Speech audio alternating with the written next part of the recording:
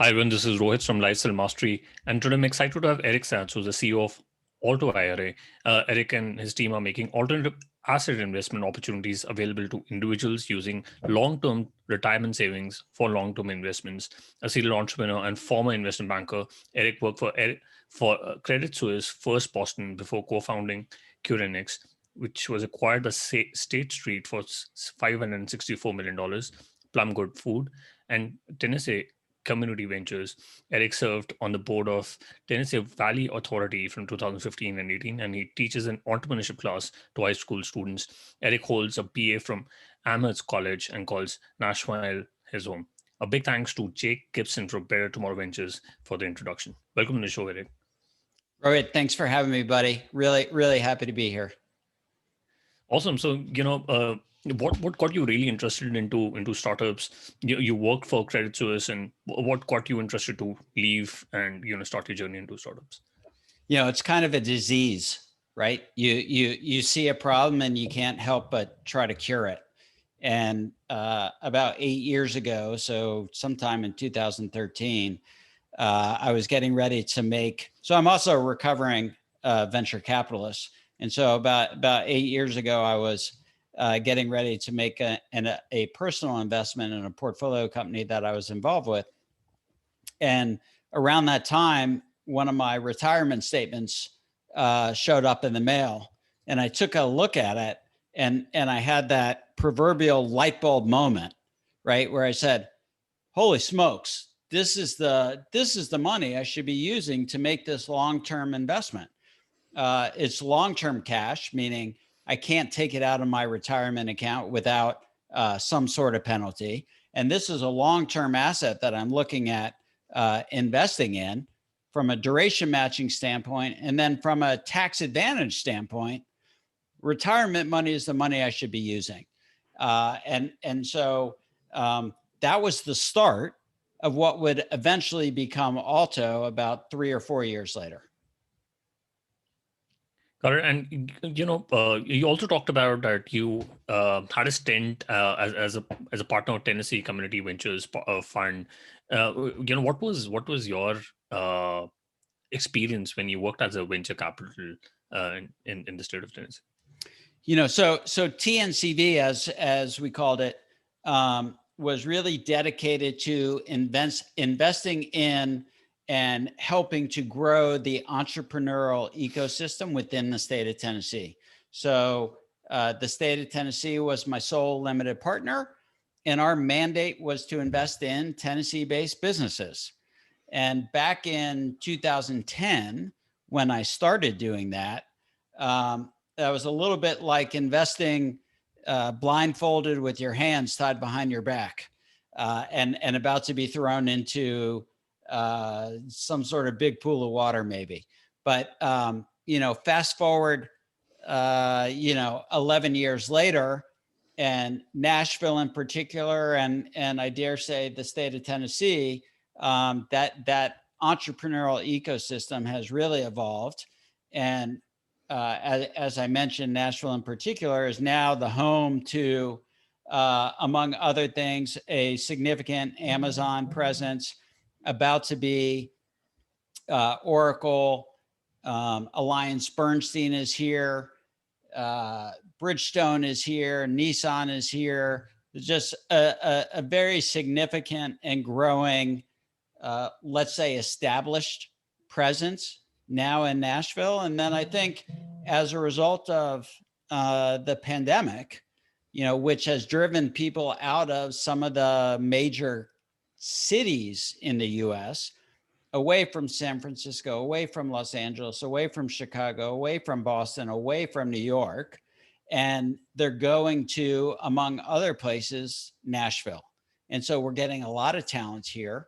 And I feel really fortunate to have moved here from San Francisco, by the way, 19 years ago, and to have been able to witness and participate in the change that's been taking place here. So it's really, it's a really exciting time to be a Nashvilleian and to be in a tech business and to be growing a tech business here in a way that could not have happened 10 years ago. So it's really exciting.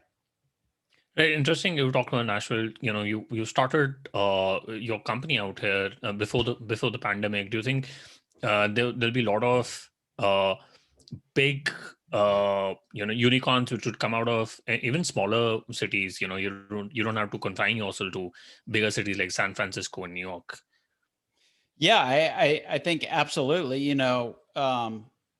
Remote work has sort of changed the recruiting process for everyone. And I can tell you that, for Alto, pre-pandemic, we were 16 people kind of going, March of 2020, we were 16 people. As of Monday, this coming Monday, I think we'll be 62 people. And by the end of the year, we'll probably be 130 people. At least that's the plan. And, yes, many of those people live and will work in Nashville. Many won't, right? And so the ability to attract and work with talent wherever that talent may be is just part of the new normal. And by the way, I think every geography has the opportunity to benefit as a result. Very interesting. And before we talk about AltoIRA, you also very interestingly co-founded Currenex. What was the company all about, and how did the exit happen to State Street? Yeah, so CurrentX was the first online foreign currency exchange business, which essentially leveled the playing field from the big Fortune 500 corporates that were looking to trade and or hedge their treasury positions in given fiats, and the large financial institutions on the other side of those trades. And so before CurrentX was created, all of the information lived with the financial institutions. In order for a controller or a treasury manager at a Fortune 500 company to get apples to apples sort of bid comparisons, you had to have 2 or 3 or 4 or even an octopus set of arms to be able to talk to multiple institutions simultaneously, because Forex moves so quickly that if you're not getting the bids at the exact same moment, they're outdated, right? It just moves that quickly. And so with the platform that we created, it enabled people to push the bids out or the request for bids out simultaneously and get those back simultaneously, and then allow you to make an educated and level playing field type decision as to who you wanted to trade with. And so that's what CurrentX was. We started that business in 1999. It was sold to State Street in 2007. Got it. And within those 8 years, how much money had you raised for the company? For CurrentX? Yeah. I think it was roughly 23 million. Oh, okay. Got it. So it was more like a 20x exit for the company when you exited. Yeah, it was about 25. 25. Nice. Got it. And yeah. Then you also went on to do Plumgood Food. Was it a D2C brand that you were trying to work on? No, so Plumgood Food was an online organic home grocery delivery business that my wife and I created in Nashville, Tennessee, when we moved here from San Francisco. And that was one of the failures in the portfolio that you learn the most from. And so that business was created in 2004. It was on a $5 million run rate by the end of 2008, when the global economy fell out of bed with all of the financial implosion that we experienced, certainly here in the US, and which I think reverberated elsewhere around the world. Got it. And as I understand that you were a VC and then you moved out and created AltoIRA. So what is the concept about, and how does it work? Just for the listeners to understand. Yeah. So as you mentioned in the introduction, Alto makes it easy and affordable for individual investors to access their retirement savings to invest in alternative assets. We define alternative assets as non-registered, non-publicly traded securities. So that can include private equity, venture capital, real estate, private credit products. It can include securitized collectibles like artwork or automobiles or watches or Michael Jordan sneakers. And of course, it can also include cryptocurrencies. And so, in a nutshell, we just make it easy to access your retirement savings. We make it easy to access those investment opportunities, and we make it cost effective to actually transact. Got it. And what are the different types of retirement accounts? I understand. I think there are IRAs and 401ks. Can people actually take out the money, or do they really need to wait till the time of the retirement to take out the money? Just for the international listeners to understand. So, in the U.S., as opposed to most other countries, by the way, in the U.S., you can actually take a distribution from your retirement account before you retire. But if you do that, you pay tax immediately and you pay a penalty. So in smarter countries, you're not allowed to take your retirement out ahead of time. Within the IRA system, there's among other things, there's a traditional IRA account in which you contribute pre-tax dollars. There's a Roth IRA account in which you contribute post-tax dollars. And so that when you ultimately hit retirement and take money out of a Roth IRA, there's no tax owed on that. There's something called a SEP IRA, which allows for greater annual contributions. And you can have a SEP traditional and you can have a SEP Roth. And all of those are for either small business sponsored or individual sponsored retirement savings. On the 401k side in the US, that's all employer sponsored, right? And your investment opportunities and possibilities are limited to the plan that the employer has chosen for you. Got it. And for an AltoIRA, do you sync up with the person's IRA accounts and allow them to invest? How much time does it take for them to invest directly into alternative investments? Well, once their account is open, it can take 3 minutes. So we literally, if you're investing with one of our platform partners, for those who have heard of AngelList or Republic or WeFunder or Masterworks or EquityZen, or many others, whether you want to invest in one of the Bitcoin funds that we work with, or other crypto funds. We also have our crypto IRA product, which is fully integrated with Coinbase. It takes almost no time. If you're investing in a deal which is really unique to your network and is only available to you and maybe some others, then the process is a little bit more involved, but it's all online and can really be done in less than 20 minutes between you and the entity that's raising the money, as opposed to when I made my first investment. It took 8 weeks. It was all paper-based.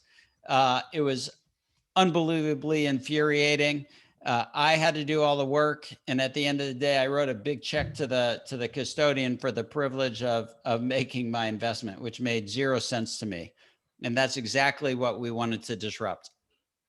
Right. So for an individual investor, he has the choice to choose where he can invest, or does AltoIRA make that decision on how much money goes into alternate investments? Yeah, that's a fantastic question. So we operate in a segment of the IRA world that is referred to as self-directed IRA investing, We refer to it alternatively, pun fully intended, as an alternative IRA investment.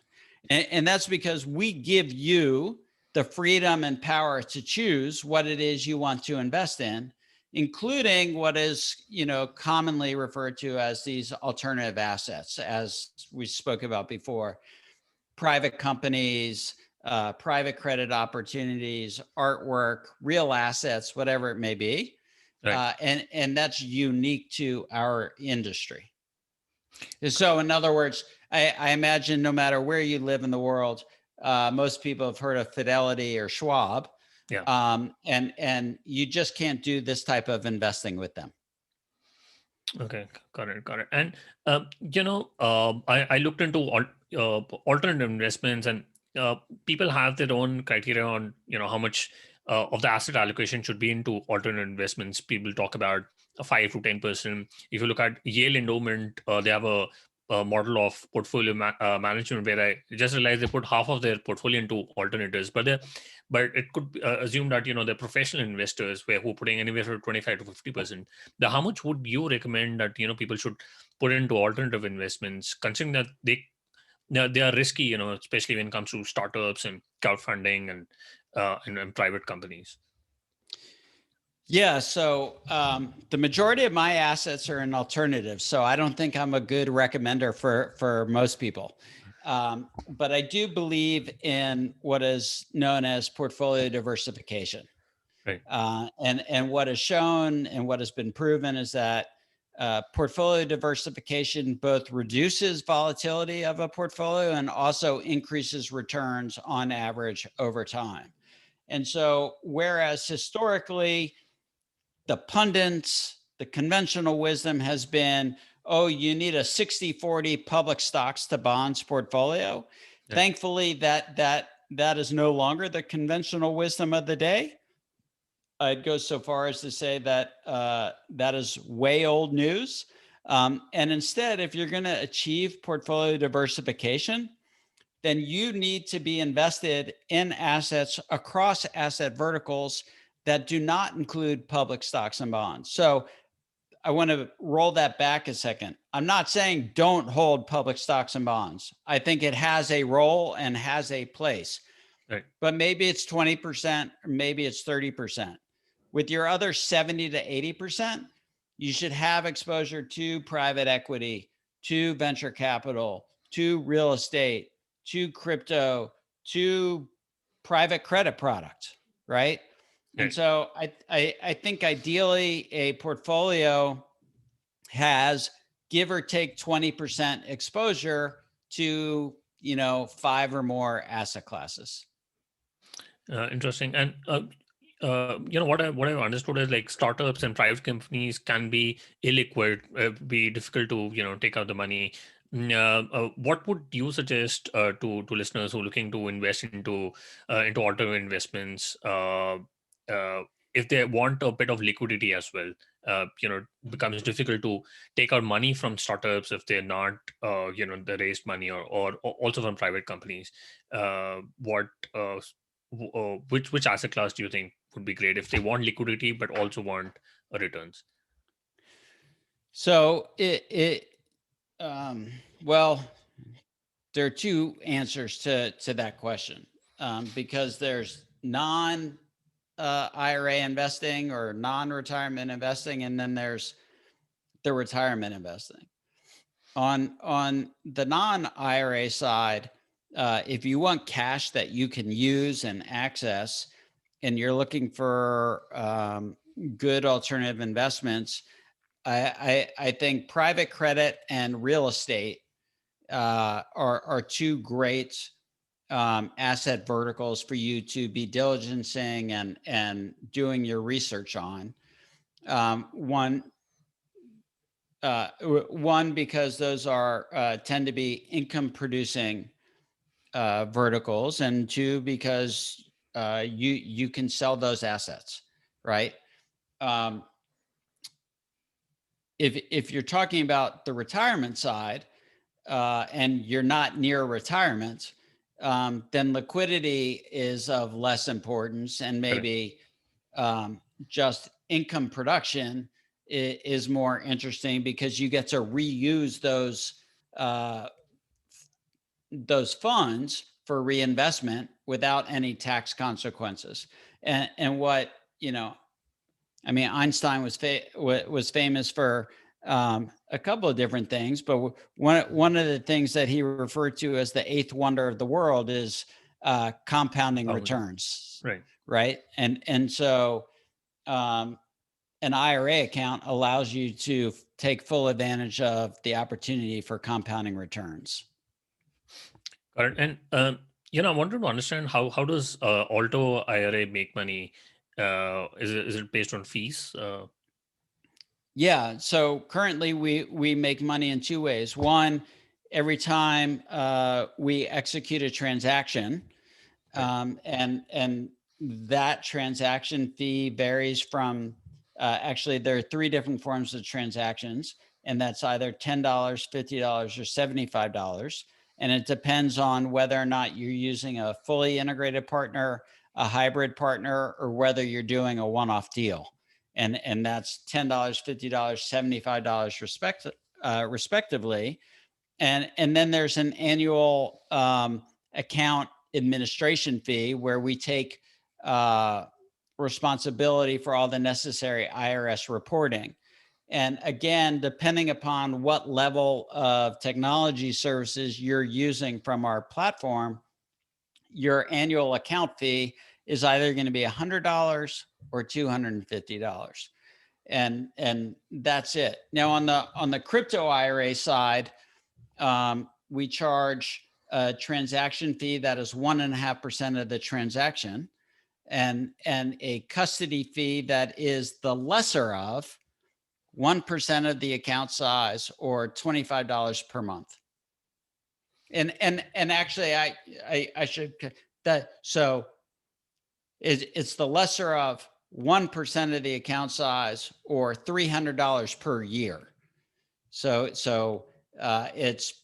0.083333% per month, or $25 per month, whichever is smaller. Okay, correct. And you talked about investing into cryptocurrencies and crypto funds also from IRA account. So does it allow most of the cryptos? Can somebody buy most of the cryptos from AltoIRA, or is it synced with Binance for them to invest into cryptocurrencies? Yeah, that's a great question. So right now we're a fully integrated partner with Coinbase. And so almost every cryptocurrency that's available on Coinbase is also available via your Alto Crypto IRA. And so whether it's Bitcoin or Ethereum or 1inch or Aave or Uniswap, whatever it may be, right. You can pretty much get it at Alto through your crypto IRA. Correct. And I've been thinking about AltoIRA, and sounds like a great concept. Why do you think no one had ever built AltoIRA, and what are some of the challenges you had? Because I think it gets a little complex to to connect with your IRA accounts and all. Yeah, no, that it's funny that you asked that question, because I think just nobody really got as fucking pissed off as I did trying to do this on my own with the legacy players. And then I saw that we had $30 trillion sitting in retirement savings accounts, and so little of it was invested in alternative assets because the industry made it so hard and so expensive. And so I just sort of thought, you know what, if we build a scalable technology platform that can unlock 10 to 20% of that $30 trillion, and we can do it in a way that is cost effective, kind of like TurboTax changed self-filing for the world and for everybody, right? So if we could do that for alternative investing, then not only could we build a really big business, but we could change the fate of retirement in America. Right, very interesting. And I understand that you are building the company out of Nashville, and you already have 60 plus employees. But when it comes to talent acquisition, what are some of the biggest lessons you have when you're trying to acquire A plus talent, especially when you're working out of Nashville? Well,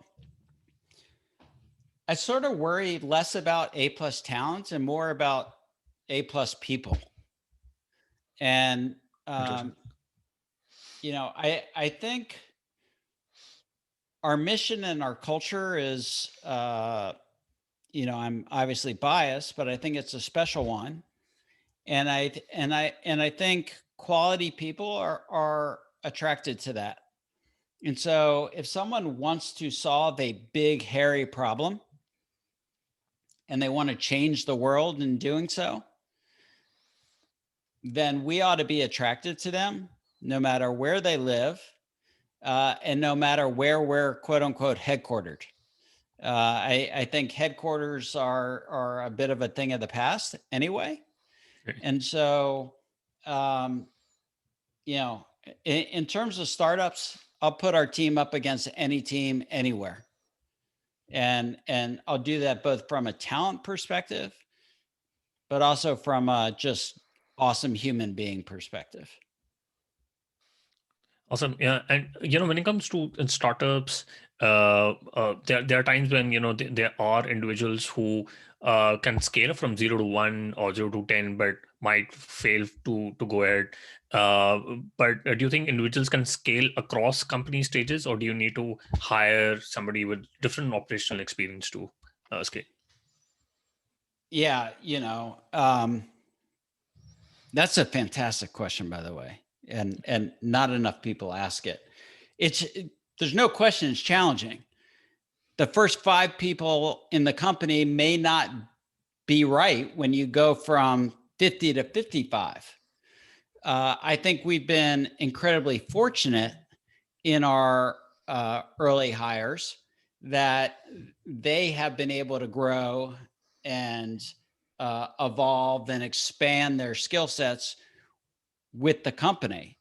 The thing that has changed the most as we have done this next stage of talent acquisition is the level of specificity that we're looking for with respect to skills and potential hires, right? So the first 5 people, the first 10 people, arguably, had this incredible energy and desire and enthusiasm for solving any problem that needed to be solved and wearing any hat that needed to be worn.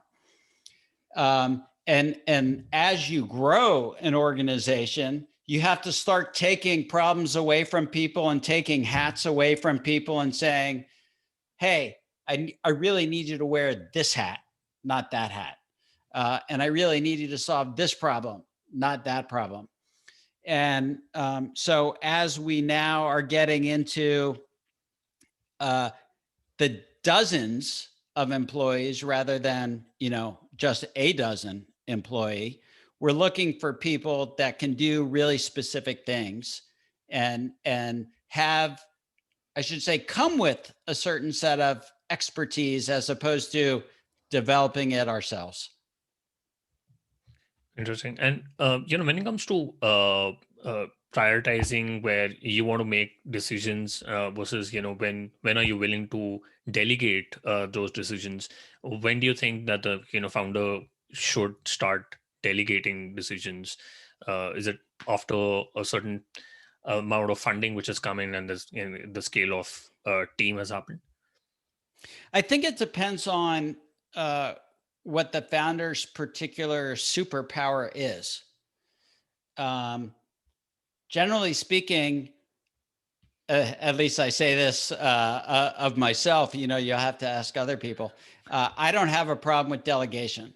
And in fact, I try to hire folks who are smarter, better, faster than I am in given areas and have very different perspective than me, because that's the only way we're going to get better and grow faster. There are certain things that I certainly keep my thumb on. And that's because, I think, I'll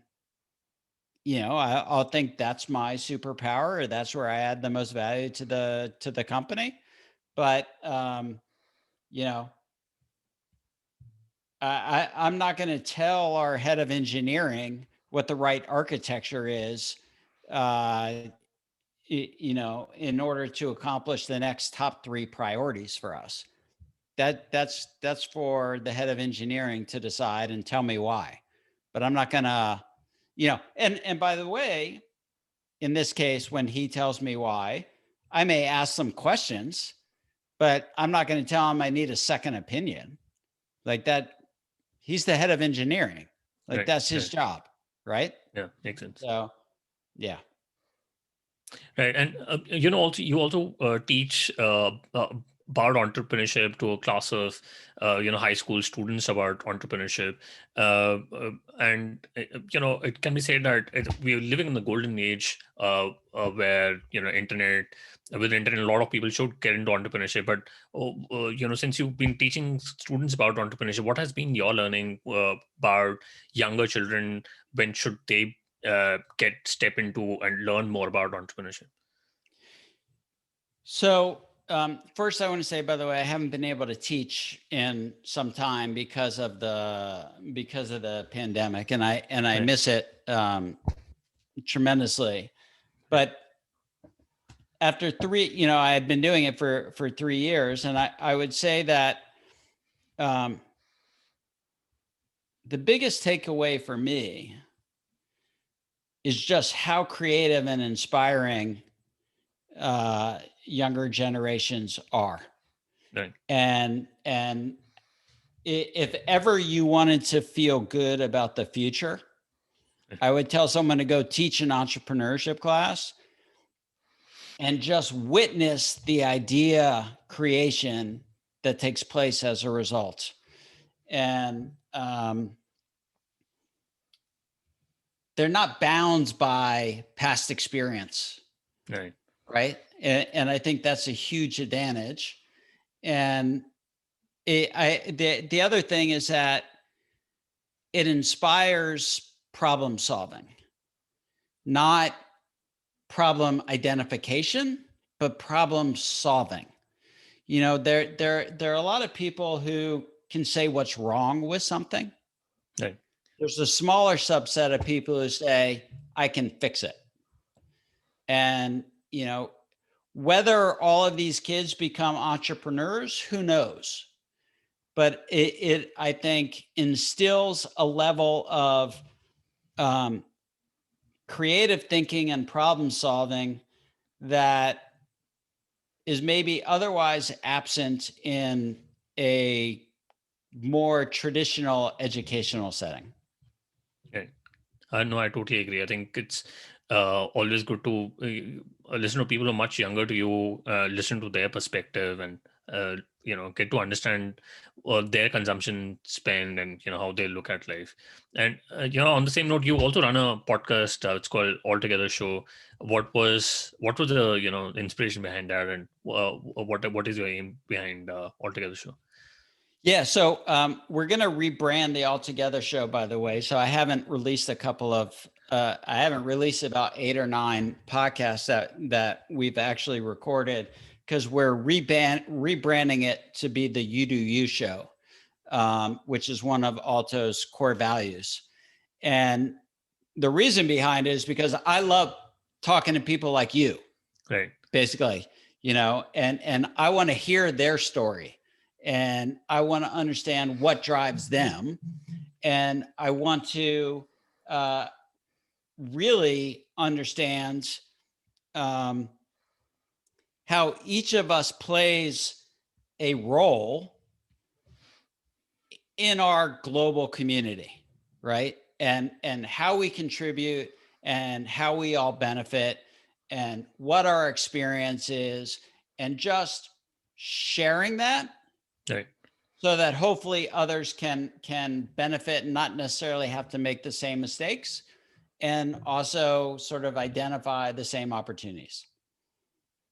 Very interesting. And, I was going through the AltoIRA show and I realized that you had an experience of surviving an avalanche.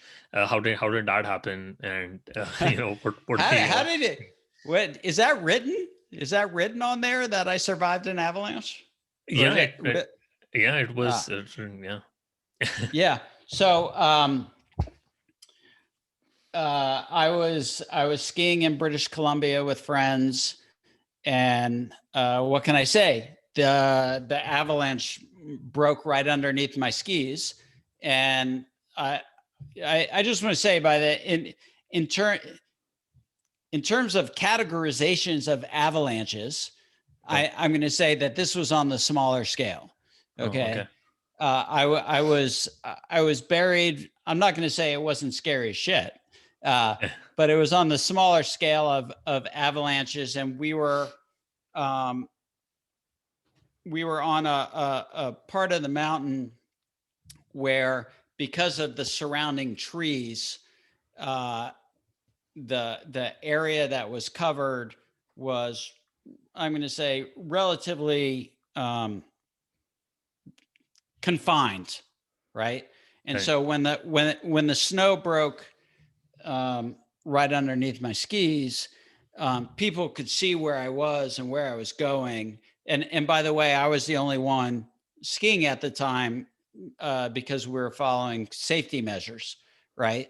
And so it's one person at a time. And so they could see me and they could see where I went under, and people got to me relatively quickly. So I will tell you that for the rest of the day, it sort of looked to me like the whole mountain was moving every time I made a turn. But it's one of those experiences that you don't quite wish on anybody. It's a learning experience. Happy that we're here to talk about it.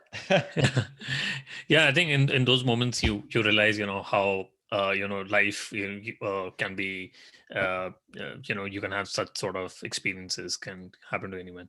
And Eric, I quickly want to do the top 3. What's your favorite business book? Wow. So I am I'm not actually a big believer in business books. Okay. So I'm trying to think of if I even have a favorite business book. Or any fiction or non-fiction book that you would recommend to listeners? That I would recommend to listeners. God, I can't even remember the last book that I read. I'm always reading about Alto these days. I will tell you a book that I'm reading right now, and I'm not going to say it's the best book ever, because I'm not reading it for that. Although John Meacham, who is the author, is an incredible writer, an incredible author, and he's who knows how many writing awards he's won. But he wrote a book about John Lewis, who passed away not too long ago. John Lewis, who is African-American congressman in the U.S., who famous initially for his march across the bridge in Alabama, and actually went to college, went to school in Nashville, Tennessee, to become a preacher. And he was just an incredible man. And there's something, and I don't know whether he's the originator of the idea, I suspect not, but it's something that resonates for me, which is that the arc of history bends toward justice, which is a very long game and requires one to A, exercise patience, and B, withstand a lot of injustice. And I'm generally speaking not a very patient person. So I'm just trying to keep that in mind these days, because history is long, Right. But justice is worth waiting for too. So Right. I don't know. That's the book that I'm just reading right now. Got it. We'll put that in the show notes. And if you could go back in time when you started on AltoIRA, what is the one thing you would have focused on or done anything differently? I don't think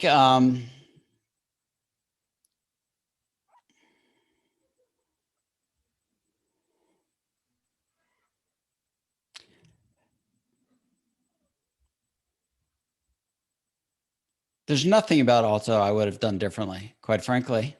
It's all part of the process. Yeah. There are other things. So there are other businesses where I can look back and I say, ooh, I would not have made that decision. Right now with Alto, nothing I would do differently. Got it. And do you have any favorite online tools, example, Gmail, Slack, Zoom, but anything different from AltoIRA, which is your favorite online tool? In certain respects, they drive me crazy because we use them all, right? And we use them for different reasons. So, I use email to communicate a certain level of information. I Slack with the team constantly, whether it's business related or if it's actually more human interest and personality. In the age of COVID, and when you're growing your team from 16 to 60, how do you build culture? How do you maintain culture? How do you impart culture? Well, we do a lot of it through Slack. But then we also utilize Zoom. We still have, a happy hour every Friday afternoon, which I'm going to beg off from you in just a minute, that we'd like to participate in. And then every Wednesday and Friday, I let our team know, especially since we've grown from 16 to 60, whatever, and we're not in an office together. For every Wednesday and Friday, if I have an open space on my calendar, I ask the team, folks I haven't met, especially, to book some time with me so that I can get to know them. They get to ask me questions. I get to ask them questions. I get to figure out what's attractive about Alto to them. Why'd they join us? What's their background? And they get to ask me similar questions.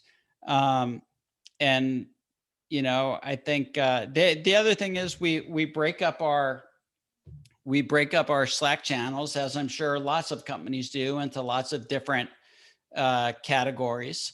It could be dad jokes, and we tell bad dad jokes, or I guess that may be redundant, right? Bad dad jokes. Dad jokes are by definition bad, but we may do that. And we have a team member who every single morning, Monday through Friday, sort of quote unquote, wakes the rest of the team up with an awesome GIF of, whether it's a camel on hump day on Wednesdays or something like that. But every Monday through Friday, very early in the morning, Phil now has taken over the responsibility since January 1. Phil posts a GIF basically saying, "Good morning, Alto," right? And people respond. And I think that's just, I like to think that's a special part of who we are and our culture. And, come January 1, 2022, Phil will pass the baton to whoever's next to own the Good Morning Alto, process. And so, and then also, of course, I text all the time. And honestly, I can never remember anymore. Did I get hit up on email, Slack, text, WhatsApp? Like where I know I saw this message. Where is it? So anyway, I use them all. Yeah, no, I think all of them are important communication channels, and I think Slack and Zoom are some of the channels which I also use a lot. Uh, uh, Finally, Eric, what is the best way people can reach out to you and know more about AltoIRA? So my email is Eric Satz at AltoIRA.com. If you actually have a detailed question about something, I'd encourage you to reach out to help@altoira.com. The team at this point, the team knows better than I do in terms of the specifics. If you're looking to create a crypto IRA account and you want to trade crypto assets, we completely eliminate the tax headache that otherwise comes with trading crypto these days. And so it's certainly the most tax efficient way to do it. And it's also super easy and cost effective. So, we want all the crypto IRA investors we can get. Got it. We'll put that in the show notes. Eric, thank you so much for taking your time and speaking to us. I really enjoyed my conversation with you. Rohit, thanks, buddy. I really appreciate it too.